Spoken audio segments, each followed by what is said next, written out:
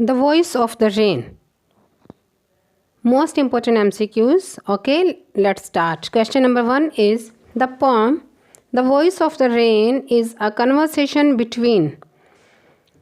यह कविता जिसका नाम है वॉइस ऑफ द रेन, यह एक बातचीत है, कन्वर्सेशन है, किसके बीच में? A. Poet and rain. B. Poet and mountains. C. Rain and trees. D. Birds and rain. Correct answer is option A, that is poet and rain. यह जो कविता है यह कन्वर्सेशन है बिटवीन पोएट एंड रेन. कवि और वर्षा के बीच में यह बातचीत चल रही है इस कविता में. Question number 2 is what does the poet ask to the soft falling showers. Poet soft falling shower से हल्की हल्की जो फुहार हो रही थी उससे क्या कहते हैं, क्या पूछते हैं? A. What do you do, तुम क्या करती हो? B. What is your name, तुम्हारा नाम क्या है? सी. हु आर यू, तुम कौन हो? D. How are you doing, तुम ये सब कैसे करती हो? Correct answer is option C, that is who are you, कि तुम कौन हो. Question number 3 is what does the rain reply to the poet's question who are you.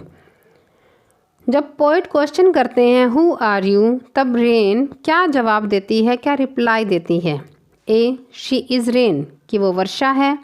B. She is poem of earth, वो धरती की poem है. C. She is rain from mountains, वह mountains से आने वाली वर्षा है. D. She is poem of mountains, वह पर्वतों की पोम है, कविता है. Yes, correct answer is option B, that is she is poem of earth, कि वो धरती की कविता है. Question number 4 is why does the rain tell the poet that she can not be touched.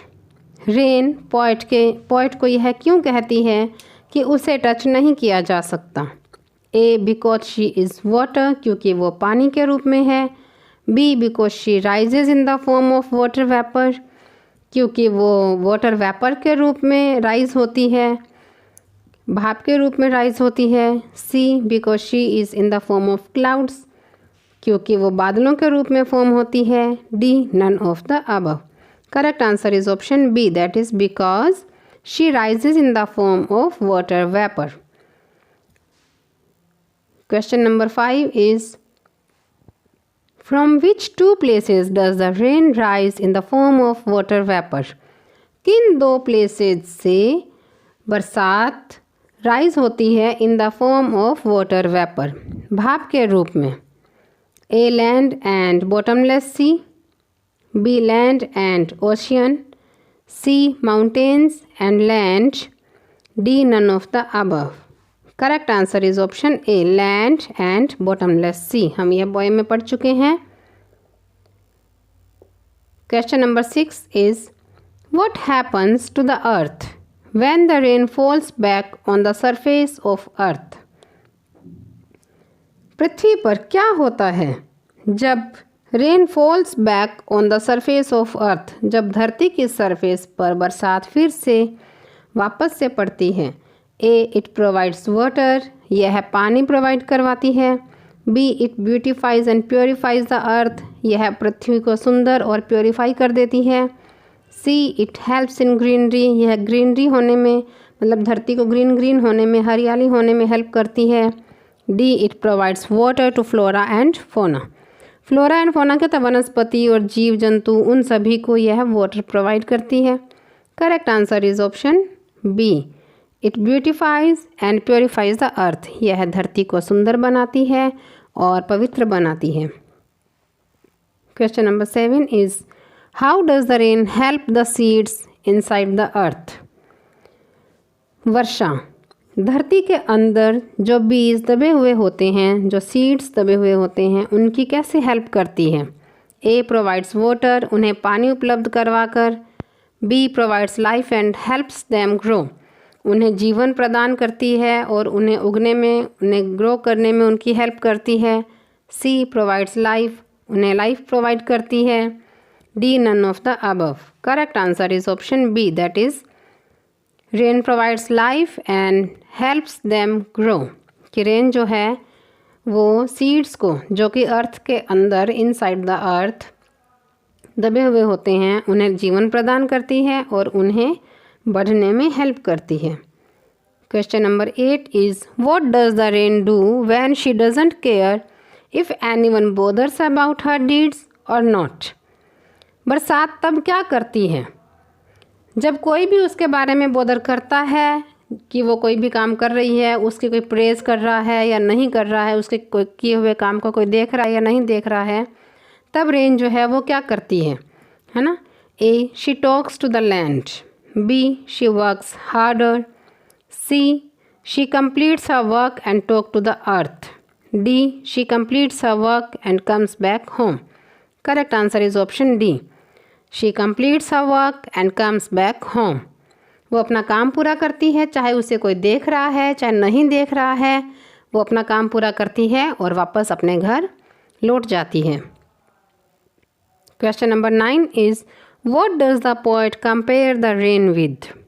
Poet rain को, वर्षा को किससे कंपेयर करते हैं।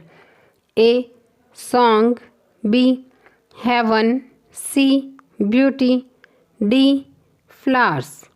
Correct answer is option A, poet compares the rain with song, संगीत से, सॉन्ग से, गीत से कंपेयर करते हैं। Question number 10 is why does the poet compare the rain with a song. Poet rain को सॉन्ग से क्यों कंपेयर करते हैं, क्या कारण है। A because she beautifies the earth, क्योंकि वो धरती को ब्यूटिफाई करती है। B because she provides life on earth, क्योंकि वो ज़मीन पर लाइफ प्रोवाइड करती है। C as they both share a common journey, या फिर वो दोनों ही एक सामान्य सी यात्रा जो है, सॉन्ग भी और रेन भी, ये दोनों जो हैं as A both share a common journey, कि दोनों एक कॉमन जर्नी की तरह सामान्य सी यात्रा जो है वो पूरी करते हैं। D none of the above. Correct answer is none of the above, yes, इनमें से कोई भी नहीं है। Question number 11 is from where does the song originate. ये जो गीत है, सॉन्ग है, ये कहाँ से ओरिजिनेट होता है, कहाँ से उत्पन्न होता है। ए फ्रॉम हेवन, स्वर्ग से, बी फ्रॉम ओशियन, समुद्र से, C from the heart of the singer, singer के हार्ट से, D from the soul of earth, earth की आत्मा से। Correct answer is option C, from the heart of the singer. यह तो सिंगर के हार्ट से ओरिजिनेट होता है। Question number 12 is if the poet has used a metaphor in the poem what is it. Poet ने metaphor का use किया है, तो यहाँ पर कौन सी लाइन में पोएट ने मेटाफर का यूज़ किस सेंटेंस में किया हुआ है, हमें यह चूज़ करना है। A I am the poem of earth, मैं धरती की कविता हूँ। B voice of the rain, वर्षा की आवाज़। C soft falling shower, D none of the above. एक बार मैं फिर से क्लियर कर देती हूँ, मेटाफर क्या होता है, जिसे हम हिंदी में रूपक अलंकार बोलते हैं।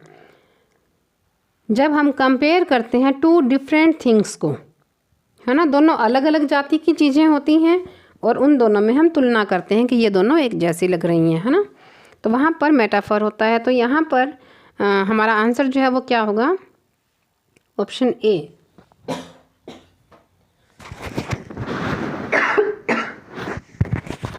आई am the poem of earth. Rain जो है वो धरती की पोम है, यह मेटाफर का यूज़ किया गया है। Question number 13 is what hyperbole was used in the poem. Hyperbole क्या होता है, अतिशयोक्ति अलंकार, जहाँ पर बढ़ा चढ़ाकर बात कही जाती है। तो इन सेंटेंसेस में हमें चूज़ करना है कि किस सेंटेंस में हाइपरबोल का यूज़ किया गया है। A I am the poem of earth, B soft falling shower, C bottomless sea, D voice of the rain. Correct answer is option C, bottomless sea. यहाँ पर हाइपरबोल अलंकार जो है, फिगर ऑफ स्पीच जो है, उसका यूज़ किया गया है। Question number 14 is what happens to the rain in the sky. जब रेन आसमान में पहुँचती है तब उसके साथ क्या होता है। A rain drops form, B rain it condenses, C It forms clouds. D. None of the above. Correct answer is option A. Raindrops form.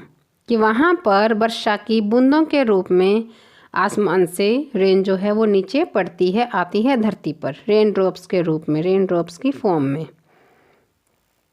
Question number 15 is what does the word descend mean? Descend का मतलब क्या है? A. Not clear, B. Come down, C. To wash, D. Hidden. Correct answer is option B, come down. Descend मतलब come down, नीचे आना। Question number 16 is why does the rain descend to the earth? Rain धरती पर नीचे क्यों आती है? A. To wash the drought and provide water, सूखे को धो देने के लिए और पानी उपलब्ध करवाने के लिए। B. She provides life on earth, धरती पर जीवन प्रदान करती है। C. It beautifies and purify the earth, यह धरती को ब्यूटिफाई और प्योरीफाई करती है। डी. इट प्रोवाइड्स लाइफ, यह जीवन प्रदान करती है। Correct answer is option A, that is the rain descend to the earth to wash the drought and provide water. Okay, धरती का सूखा उसे धो देने के लिए, धरती को गीला करने के लिए और वहाँ पर पानी प्रोवाइड करवाने के लिए वर्षा जो है वो ज़मीन पर आती है। Question number 17 is what does raked और अनरैक्ड मीन्स? रैक्ड और अनरैक्ड का मतलब क्या है? ए. एनरिचमेंट और no enrichment, B. Cared for और not cared for, C. To purify और नॉट, डी. टू वॉश और not to wash. Correct answer is option B, cared for और not care for. Okay, question number 18 is where does the song return in the poem? Song कहाँ पर लौटता है इस कविता में? A. To its originator i.e. Singer, इसके originator के पास जो कि एक सिंगर होता है। सॉन्ग जो है वो कहाँ से ओरिजिनेट होता है? एक सिंगर के हार्ट से। B. To the poet, C. To earth, D. To ocean. Correct answer is option A, to its originator, that is singer. जो सॉन्ग है वो रिटर्न होता है इसके ओरिजिनेटर को जो कि एक सिंगर होता है। Question number 19 is what is the meaning of who art thou? Who art thou इसका मतलब क्या है? A. Who are you, B. What are you, C. How are you, D. Whose art is this. Correct answer is option A, who are you. Poem में हम यह word discuss कर चुके हैं कि ओल्ड इंग्लिश में दौ THOU जो ये वर्ड है यू के लिए यूज़ होता था, तो यहाँ पर इसका मतलब है who are you. Question number 20, this is our last question of this poem. यह क्वेश्चन पढ़ने से पहले मैं आपको बता दूं कि अगर आपको हमारी पोएम, हमारी कोई भी वीडियो पसंद आए तो आप लाइक, शेयर और सब्सक्राइब ज़रूर करें और ज़्यादा से ज़्यादा शेयर ज़रूर करें। और अगर आप हमारे चैनल पर नए हैं तो हमारे चैनल को सब्सक्राइब ज़रूर करें। Question number 20 is who is the poet of the poem the voice of the rain? It's so easy question and everybody can give this answer. A. Walt Whitman, B. Khushwant Singh, C. Naipaul, D. Charlotte Olsen.